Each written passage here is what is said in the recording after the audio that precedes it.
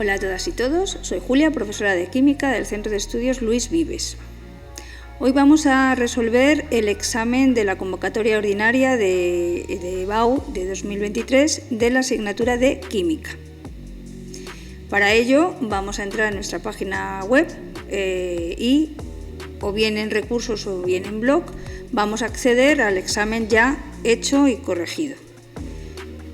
Yo voy a entrar ahora por recursos y, como de costumbre, entramos en recursos, nos vamos a exámenes resueltos y buscamos el junio del 2023. Y entonces al pinchar nos saldría el examen de química. Bien, el examen de química, sabéis que este año ha sido como en años anteriores, es decir, había 10 preguntas, de las cuales había que contestar solamente a 5, independientemente de que fueran de la opción A o de la opción B. Solamente se sabe que son opciones porque es A1, B1. Entonces, de las 10 preguntas podríamos responder a cualquiera de ellas, pero nosotros vamos a contestar todo. Os repito que nuestro examen está resuelto en nuestra página web, entonces a lo mejor voy un poco más rápido en alguna de las explicaciones porque todas están detalladas en el examen resuelto. Bien, empiezo. Pregunta número 1. Dice, los iones X2+ e I- presentan las siguientes configuraciones electrónicas y nos da la configuración de cada uno de ellos. Nos dice que respondamos a las siguientes cuestiones. A. Justifique el número atómico de los elementos X e Y e indique su posición, periodo y grupo en el sistema periódico. B. Razone qué elemento X o Y tiene mayor radio atómico. C. Indique qué tipo de enlace presenta a temperatura ambiente cada una de las sustancias X e Y por separado. Y D. Justifique la estequiometría y el tipo de enlace del compuesto que forma el elemento X con el elemento Y. Bien, pues para saber cuál es el número atómico de los elementos X e Y, como nos lo están dando en forma iónica, pues si yo tengo X2+, sumo los electrones que hay en su configuración, 2, 4 y 6, 10 y 2, 12 y 6, 18, y al ser 2+, quiere decir que le hemos quitado 2 electrones, por lo tanto habría que sumarle 2+. Así que el número atómico de este elemento X es 20. Podríamos hacer la configuración y veríamos que acaba en el 4s2, por lo tanto está en el periodo 4 y es un alcalino térreo o en el grupo 2. Con I hacemos lo mismo. Sumamos y también nos vemos aquí que hay 18, pero tenemos ese menos de ahí. Este menos me está indicando que hemos añadido un electrón. Entonces, ¿qué quiere decir? Que a estos 18 le tendríamos que quitar 1, por lo tanto el número atómico de I sería 17. Acaba en el periodo 3, por lo tanto, en 3p5, por lo tanto, periodo 3 y grupo 17 o grupo de los halógenos. Para saber qué elemento tiene mayor radio atómico, pues lo que hacemos es lo que os decía antes, las configuraciones, y vemos que X termina en 4s2 y que Y termina en 3p5. Por lo tanto, aunque solamente sea porque X tiene un periodo más, la carga efectiva del núcleo no tiene tanta fuerza como la de Y y por lo tanto el radio atómico de X es mayor que el de Y. Con respecto a los enlaces que forman cada uno de ellos, X, que está en el grupo 2 o el alcalino térreos, es un metal, por lo tanto va a presentar enlace metálico. Y, que es un halógeno, pues formará consigo mismo compuestos diatómicos, I2, y entonces es un enlace covalente. En ningún momento nos están diciendo que digamos quién es el elemento. A ver, si yo sé que X acaba en 4s2 y es un alcalino térreo, pues es el calcio. Y Y, que acaba en 3p5, bueno, pues es el cloro, con número atómico 17. No hace falta que lo pongamos, pero para que os hagáis una idea, el metal sería el calcio y el compuesto covalente de Y sería el cloro 2, el dicloro. ¿Esto qué significa? Pues que como tengo un ion 2+ y tengo otro ion que es I-, pues para que la estequiometría, por estequiometría, para que nos dé un elemento neutro, tendríamos que unir un átomo unión X2 más con dos iones I menos. Por lo tanto, el compuesto sería XI2 y se forma un compuesto iónico porque estamos viendo que se forma un metal, la unión de un metal y un no metal. Bien, ejercicio 2. Es de orgánica. Dice que A, B, C y E son compuestos orgánicos que reaccionan de acuerdo con los siguientes procesos. A más bromuro de hidrógeno nos va a dar 2 bromopropano. B más C nos da propanoato de etilo y agua. D más un oxidante nos produce propanona.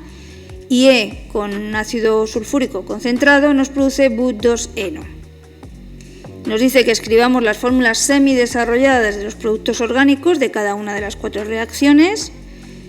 En el apartado B nos dice que indiquemos con su fórmula semidesarrollada y el nombre los compuestos A, B, C y E. En C nos dice que indiquemos de qué tipo es la reacción del enunciado y D diga si en alguna de estas reacciones se puede obtener más de un producto y si es así, pues escribir las fórmulas semidesarrolladas y nombres de los compuestos. Esto es importante, una cosa que quiero comentaros, si nos piden fórmula de semidesarrollada, pues evidentemente lo tenemos que dar así, tal cual nos lo piden. ¿Quiere decir que en nuestro desarrollo podemos hacer la fórmula desarrollada para ver mejor lo que estamos haciendo? Sí, se puede hacer, evidentemente. Pero la respuesta final tiene que ser semidesarrollada. Si la damos desarrollada, nos pueden penalizar. Bien, pues vamos a ver la primera pregunta que nos dice que escribamos las fórmulas de los compuestos orgánicos. El 2-bromopropano. Prop ya sabemos que son 3 carbonos y en el carbono 2 se coloca el bromo. El 2 era el propanoato de etilo. Procede del ácido propanoico, por lo tanto 1, 2 y 3, y luego sale el etil. El 3I sería la propanona, una acetona de 3 carbonos con el grupo carbonilo en el centro. Y luego el E nos va a dar el But2-eno, But son 4, 1, 2, 3 y 4 carbonos, y en el carbono 2, 1 y 2, un doble enlace. Ya está. Nos dice que indiquemos las fórmulas semidesarrolladas y el nombre de los compuestos de origen, es decir, de los reactivos. Pues partiríamos del propeno, que al unirlo con el bromuro de hidrógeno nos ha dado este 2-bromopropano. En la siguiente tendríamos 2 compuestos que tenemos que decir, el ácido propanoico y el etanol. Y en D nos va a dar la propanona por una oxidación, por lo tanto es un alcohol, y en este caso es un alcohol secundario, el propan 2-ol, y en el otro que se une con un ácido, un oxidante, pues nos da el But2-eno, que sale un doble enlace, por lo tanto partiríamos de un alcohol que es el 2-butanol o butan 2-ol. El tipo de reacción, pues lo que ha pasado en la reacción, en la primera reacción, es que el propeno se ha unido con el bromuro de hidrógeno y nos ha dado el 2-bromopropano. En la siguiente reacción es una esterificación, es una condensación por esterificación, condensación porque sale una molécula de agua, es un ácido con un alcohol para darnos un éster. En la tercera reacción pues vemos que es una oxidación de un alcohol, en este caso un alcohol secundario, y la cuarta reacción pues es una eliminación, y en este caso es una deshidratación porque se pierde el grupo alcohol y un hidrógeno. Nos dice luego que digamos que si hay en alguna reacción se puede producir algún otro producto. Sí. Se puede producir en la reacción 1, se pueden obtener el 1-bromopropano en menor cantidad, el producto minoritario, y eso lo sabemos gracias a la regla de Markovnikov, que como no nos indican cuál es, pues no la tenemos que explicar. Pero bueno, si indicamos que es la regla de Markovnikov, pues no estaría mal. Y en la reacción 4 pues también se va a producir otro, porque se puede eliminar el OH del grupo alcohol y en vez de ser del hidrógeno del carbono 3 sería del carbono 1 y entonces nos daría el but1-eno, también compuesto minoritario, pero en este caso la regla que nos dice que este es el compuesto minoritario y el anterior el mayoritario es la regla de Seychet. Vale, nos vamos al ejercicio 3. Nos dice que en un laboratorio se tiene un matraz A que contiene 15 mililitros de una disolución acuosa de ácido clorhídrico, 0,05 molar, y otro matraz B que contiene 15 mililitros de una disolución acuosa de ácido acético, 0,05 molar. Nos pide que determinemos el pH de cada disolución por separado y en el apartado B nos dice que calculemos la cantidad de agua que se debe añadir a la disolución más ácida para que el pH de las dos disoluciones sea el mismo y suponemos los volúmenes aditivos. Como dato me dan la constante del ácido acético, la constante de acidez, que es 1,8 por 10 elevado a menos 5. Vale. Vamos a ver en el apartado A cuál es el pH de cada uno de ellos. En el matraz A tenemos ácido clorhídrico, que el ácido clorhídrico es un ácido muy fuerte. ¿Por qué lo sé? Pues porque lo he estudiado y además porque los datos no me están dando su constante de acidez. Eso me está diciendo que cuando el ácido clorhídrico se disocia, se mete en agua, se disocia por completo y nos va a dar por un lado el ion cloruro y por el otro lado los protones. Por lo tanto, es muy sencillo porque la concentración que yo tenía inicialmente de clorhídrico va a ser igual a la que tenga ahora de protones. Y, como ya sabemos que el pH es menos el logaritmo de la concentración de protones, lo único que tenemos que hacer es sustituir los datos. El pH será menos el logaritmo de 0,05 y nos da 1,30. En el matraz B, sin embargo, partimos de un ácido débil y, por tanto, la concentración de protones no va a ser exactamente igual que la concentración inicial. Tenemos que hacer el equilibrio.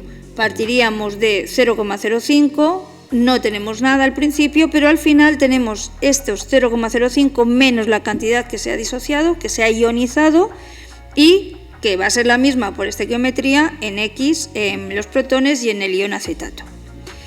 A partir de la ecuación de la constante de acidez, sustituimos los valores y nos va a salir una ecuación de segundo grado, que hay que resolverla para conseguir averiguar cuál es esa cantidad ionizada. Ahora bien, tenemos una constante del orden de 10 elevado a menos 5, por lo tanto, es muy pequeña y esto nos está indicando que se está ionizando poco, que se está disociando poco.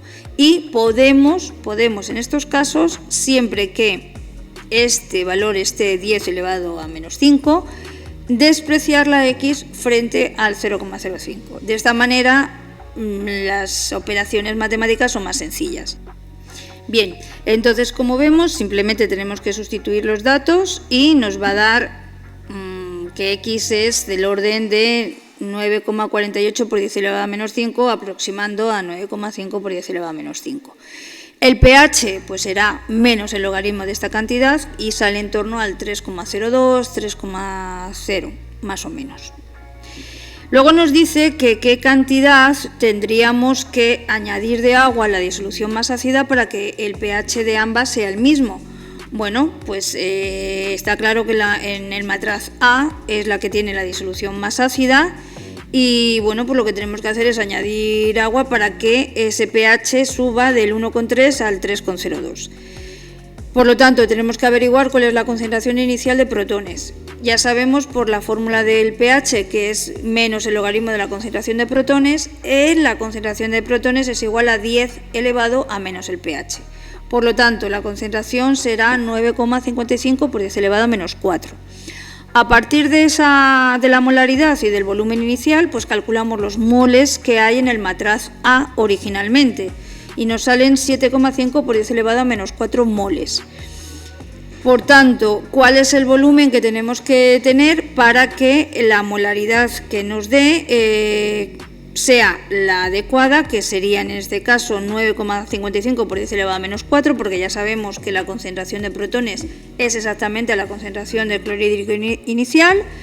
Y bueno, pues a través de esta fórmula también de la molaridad despejamos el volumen, y volumen es número de moles partido por la molaridad, 7,5 por 10 elevado a menos 4, que son los moles que hay, por 9,55 por 10 elevado a menos 4, que sería la molaridad final, en torno a 0,79 litros.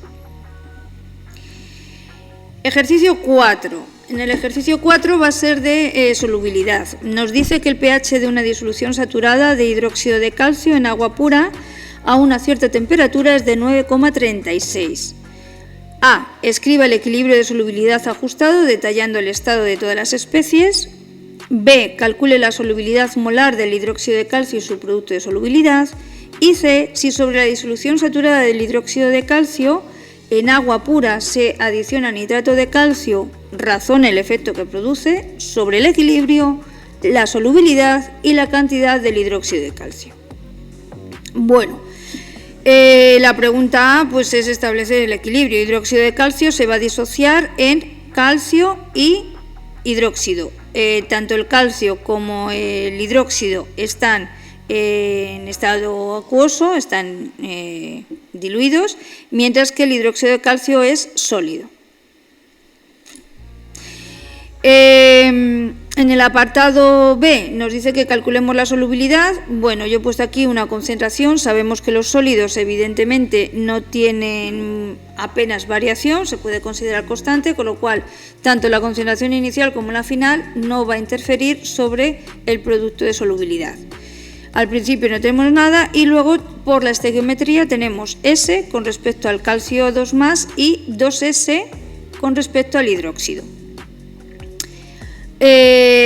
A partir del pH calculamos la concentración de OH, porque sí que nos están dando que el pH es 9,36.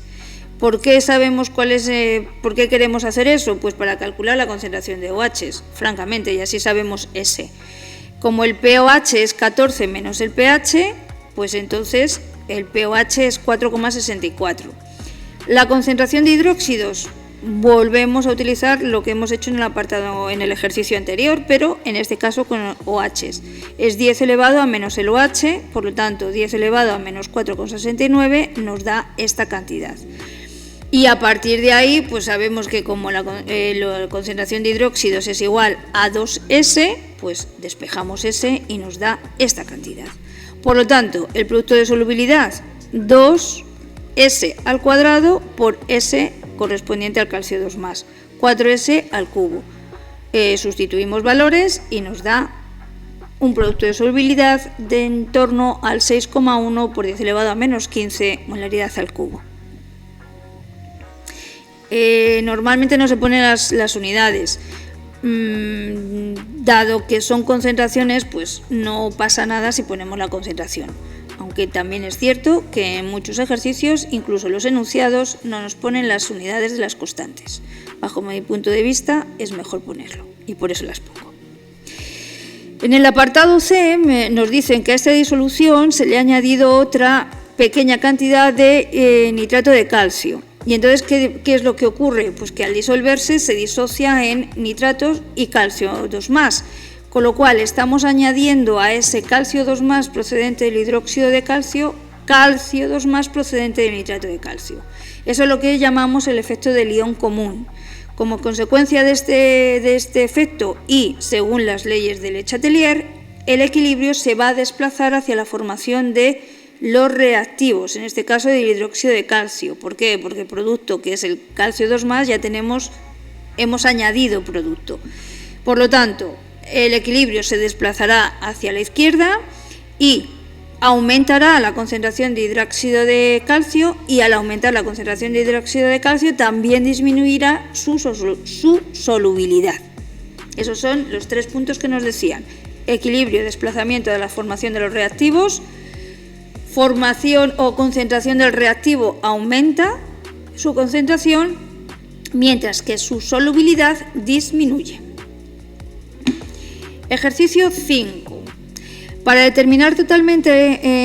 depositar totalmente el cobre de una célula electrolítica que contiene 800 mililitros de una disolución acuosa de sulfato de cobre 2, se hace pasar una corriente de 1,5 amperios durante 3 horas. Escriba la reacción que tiene lugar en el cátodo, calcule los gramos de cobre depositados y, una vez depositado todo el cobre, calcule el pH de la disolución, sabiendo que la reacción que tiene lugar nos da la reacción cobre 2 más agua, que nos va a dar cobre sólido más oxígeno más 4 protones, y luego no me dice que suponga al finalizar la electrólisis el volumen de la disolución se ha mantenido constante y que el sulfúrico se disocia completamente en los 2 protones. Como datos me da el Faraday y la masa atómica del cobre. Vale. Dice que pongamos la reacción en el cátodo. Bien, partimos de sulfato de cobre 2. Sulfato de cobre 2, que es este. Y como estamos en una célula electrolítica, lo que vamos a obtener va a ser cobre sólido. Por tanto, se va a reducir. ¿Por qué? Porque aquí tenemos que es más 2 y sin embargo el cobre sólido es 0. Ya sabemos que las reacciones de reducción se encuentran en el cátodo, por lo tanto la reacción que se está produciendo ahí sería cobre 2 más 2 electrones. Al reducirse los capta, se forma cobre. Para saber la cantidad de cobre depositado utilizamos directamente la ley de Faraday, donde nos dice que la masa del cobre depositado o del metal depositado en cualquier caso sería la intensidad por el tiempo, por la masa atómica y partido por el número de electrones que se están produciendo en ese proceso y por el Faraday. Sustituimos los datos, el tiempo tenemos que tener claro que lo damos en segundos, por lo tanto 3 horas por 3.600 segundos, que tiene una hora, la masa atómica del cobre, el Faraday, los 2 electrones que se están produciendo en el proceso y se produce 5,33 gramos, no hay más. Y luego nos dice que cuál es el pH y vamos a partir de la reacción que nos dan, que 2 de cobre 2 más agua va a producir 2 de cobre sólido más oxígeno más 4 protones. Vemos que la estequiometría es un cobre, 2 protones, es simplificado, evidentemente. Si calculamos la concentración de cobre 2 más, podemos calcular la concentración de protones y así también el pH. Bueno, pues la concentración de cobre 2 más sería el número de moles partido por el volumen. El número de moles ya sabemos que es la masa partido por su masa atómica y como hemos obtenido 5,33 gramos, pues podemos conseguir ese número de moles.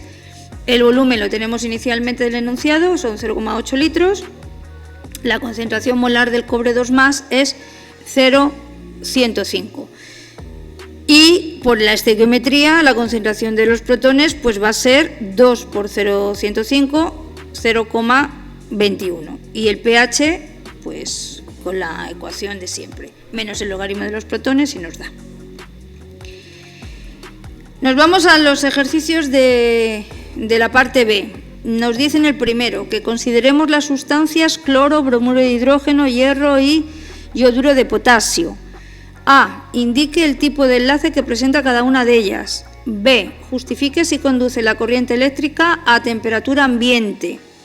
C. Escriba la estructura de Lewis de aquellas que sean covalentes. Y D. Justifique si cada una de ellas es soluble en agua o no. Bien, el tipo de enlace, el cloro y el bromuro de hidrógeno son covalentes. El hierro es metálico y el yoduro de potasio es iónico. No decimos más porque me está diciendo que indique. Ya está. Justificar si conduce la corriente eléctrica a temperatura ambiente. Vale, van a conducir la corriente a temperatura ambiente los metales, en este caso el hierro. El resto, no. ¿Por qué? Pues porque los compuestos iónicos conducen la electricidad siempre que están disueltos y a temperatura ambiente resulta que estos compuestos son sólidos, por lo tanto tienen sus iones muy estables formando una red cristalina, así que no conduciría la electricidad. Y los compuestos covalentes no son conductores de la electricidad por ser covalentes. La estructura de Lewis, bueno, podemos utilizar todas las herramientas que sabemos, lo podemos hacer directamente o utilizando la regla de Lewis. El caso es que nos va a quedar de esta manera, tanto en el cloro como en el bromuro de hidrógeno. Y luego nos dice que si cada una de ellas es soluble en agua o no. El cloro es apolar, entonces no es soluble en agua. El hierro es un metal, una de sus propiedades es que no son solubles en agua y van a ser solubles en agua los compuestos iónicos y en este caso el bromuro de hidrógeno porque es un compuesto covalente polar, es decir, se está creando un momento dipolar del más electropositivo al más electronegativo. Con lo cual, como es distinto de cero, es polar y al ser polar se puede disolver en componentes polares, en disolventes polares como el agua. Tenemos en la pregunta B2 otra de orgánica, en donde nos van a dar dos pares de compuestos. Nos dicen, el par 1 está formado por el etanoato de etilo y el ácido butanoico. El segundo par está formado por el pent-1-eno y el ciclopentano, y el tercero por el but-1-eno y el but-2-ino. Nos dice que escribamos las fórmulas semidesarrolladas. Como he dicho en el ejercicio anterior, si nos resulta más fácil hacerlo de forma desarrollada, lo hacemos en nuestra hoja de sucio o en nuestro desarrollo, pero al final indicando que la respuesta es en forma semidesarrollada. Por ejemplo, os voy a poner el primero nada más. Me dice etanoato de etilo. Etanoato, sé que viene del ácido etanoico, dos carbonos y uno de ellos pues con un grupo. Y luego de etilo va a venir del etanol. Entonces yo voy a poner aquí,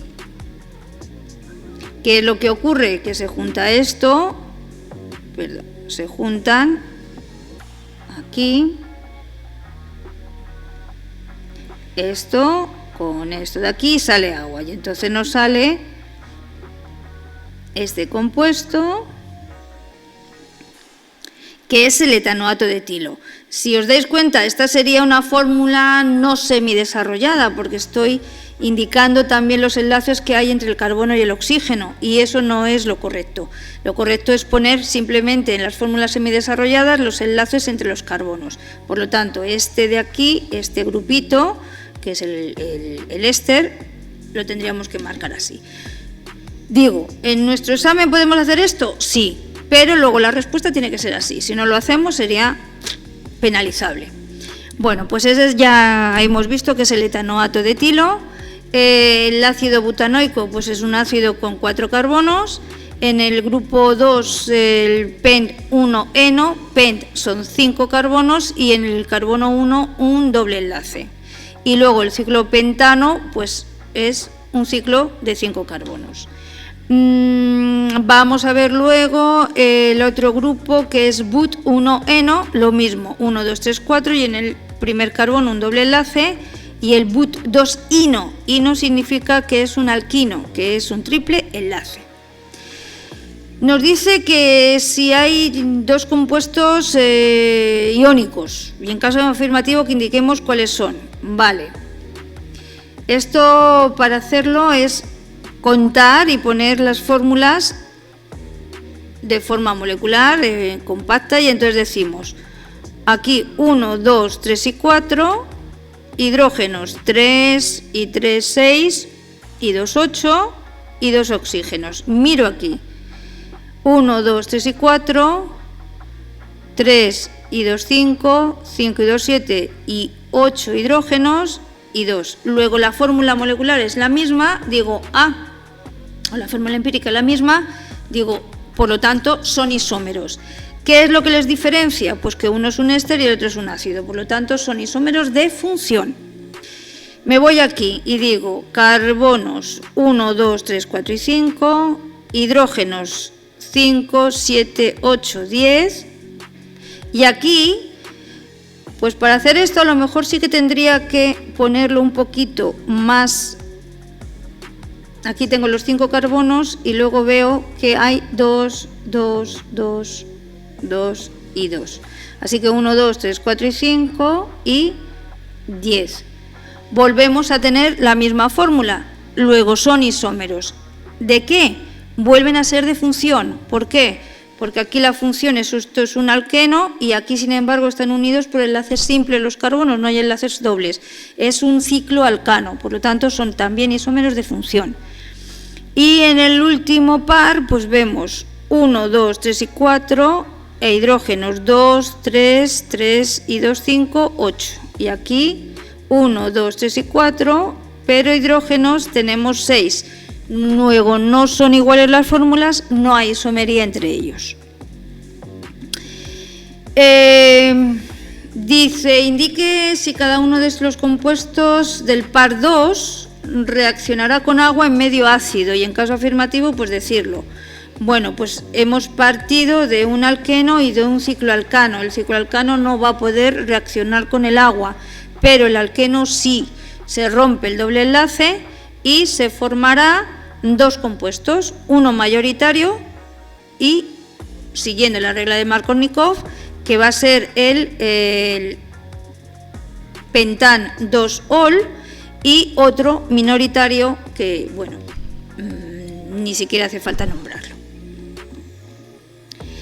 Pregunta 3. Dice, se preparan disoluciones acuosas de igual concentración de las especies, ácido nítrico, cloruro de potasio, cloruro de amonio y hidróxido de potasio. Vamos a tener que razonar las respuestas, es una pregunta bastante teórica. A, dice, ¿qué disolución tiene mayor pH? B, ¿qué disolución no cambia su pH al diluirla en agua? C, ¿qué reacción no producirá al mezclar volúmenes iguales de las disoluciones de cloruro de amonio y de hidróxido de potasio? Y D, el pH de la disolución formada en el apartado C será ácido, básico o neutro.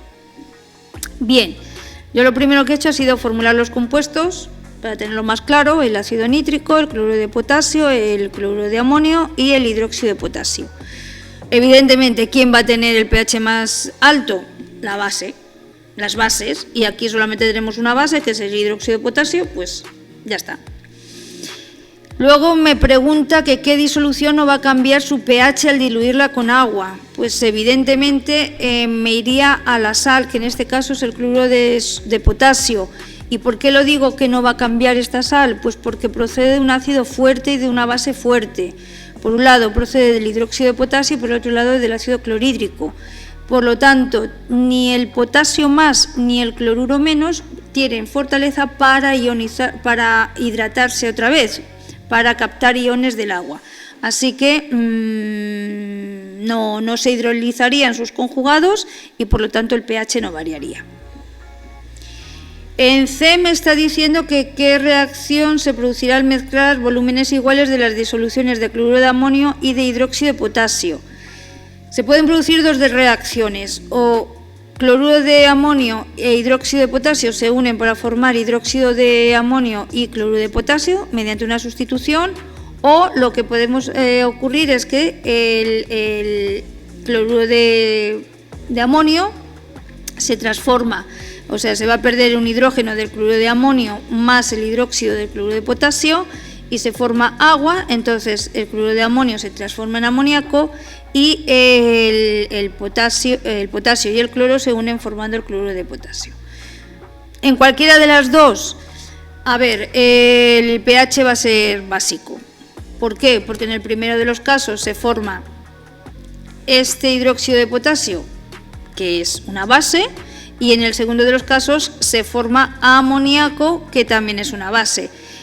El cloruro de potasio, que se forma también en ambas reacciones, siguiendo la explicación del apartado anterior, en el caso de disolverse nos daría neutro, porque procede de un ácido fuerte y de una base fuerte, por lo tanto compensa o prevalece la basicidad tanto del hidróxido de amonio si fuera esa reacción o la del amoníaco si fuera la siguiente. Así que pH básico.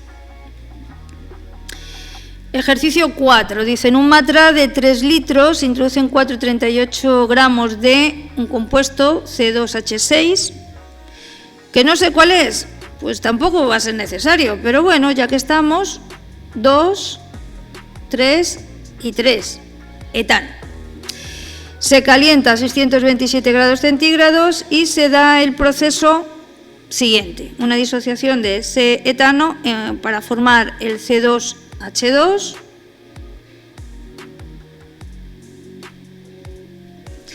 eteno más hidrógeno.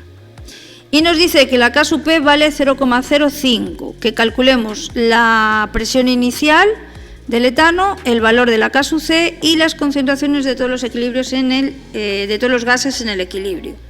Bueno, calculamos los moles iniciales mediante la ecuación de los gases ideales y, bueno, número de moles, masa partido por masa molecular, nos da 0,146 y la presión inicial, pues ya está.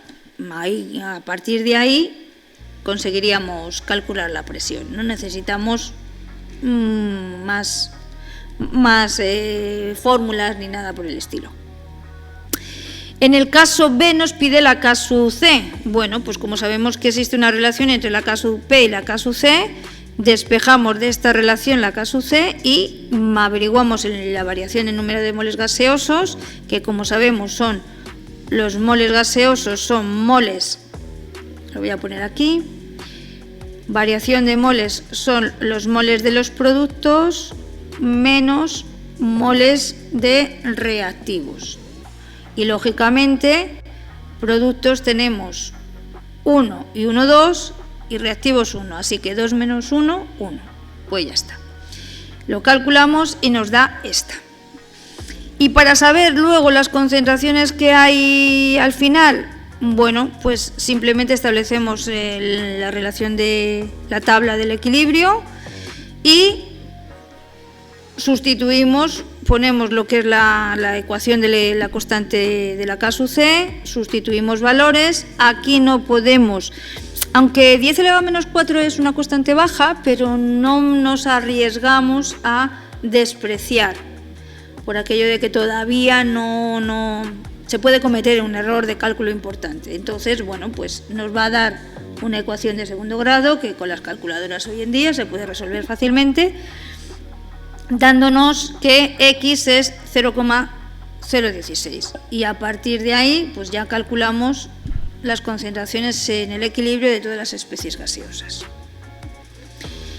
Por último, en el ejercicio 5 nos dice que en una muestra que contiene sulfuro de calcio se trata con ácido nítrico concentrado hasta una reacción completa. Nos pide que la ajustemos por el método del ion-electrón, ya me está indicando que es un redox, indicando cuáles son las reacciones de oxidación, reducción y luego llegar a la ecuación iónica neta y a la molecular. Y luego pues un apartado de estequiometría que siempre va unido con esto. Dice que sabiendo que al tratar 35 gramos de esta muestra con exceso de ácido, por lo tanto me tengo que fijar en el sulfuro de calcio, se obtienen 20,3 litros de monóxido de nitrógeno medidos a una temperatura y una presión. Ojo que la presión me la están dando en 780 milímetros de mercurio. Tenemos que saber que una atmósfera son 760. Pues que calculemos la riqueza. Vale. Lo primero que hacemos es ver qué especies se oxidan y qué especies están reduciendo. Vemos que el azufre en el sulfuro de calcio pasa de -2 a +4 en el dióxido de azufre, por lo tanto se está oxidando, está perdiendo electrones, mientras que el nitrógeno de ácido nítrico pasa de +5 a +2 en el monóxido de nitrógeno, se está reduciendo y por lo tanto está ganando electrones. Ponemos las semireacciones en ambos casos. Para ajustar los electrones vemos que el azufre ha perdido 6, mientras que el nitrógeno gana 3, pues lo que hacemos es multiplicar la ecuación de abajo, la semireacción de reducción por 2 y obtenemos la ecuación iónica neta. Una vez que tenemos la ecuación iónica neta, ajustamos y acoplamos los iones a sus correspondientes moléculas y vemos que el azufre 2- se junta y aquí tendríamos nuestra reacción molecular completamente ajustada. En el segundo caso, dice, vamos a calcular cuál es la riqueza de esta muestra. Bien, pues lo que tenemos es que se obtienen 20,3 litros de monóxido de nitrógeno a una determinada temperatura y presión. Con la ecuación de los gases ideales calculamos el número de moles, que son 0,84. Por la estequiometría vamos a saber que tenemos que un mol de sulfuro de calcio nos proporciona 2 de monóxido de nitrógeno. Por lo tanto, para obtener 0,84 moles de monóxido de nitrógeno, ¿de cuántos moles partimos de sulfuro de calcio? Pues hacemos esta proporción y nos salen 0,42 moles. A partir de ahí, pues calculamos la masa. Como sabemos que el número de moles es igual a la masa partido por la masa molecular, pues la masa es igual al número de moles por la masa. Así que nos da 30 gramos. Ese sería el puro. ¿Cuál es el de la muestra? 35 gramos. Entonces, como ya tenemos todos los datos, lo único que tenemos que sacar es la riqueza. Masa del sulfuro de calcio puro partido por la masa del sulfuro de calcio de la muestra y por 100. Obtenemos que tiene en torno a un 86% de riqueza. Y hasta aquí nuestro examen de química. Espero que las explicaciones que os he dado os sirvan de apoyo para vuestros estudios. Muchas gracias, nos vemos.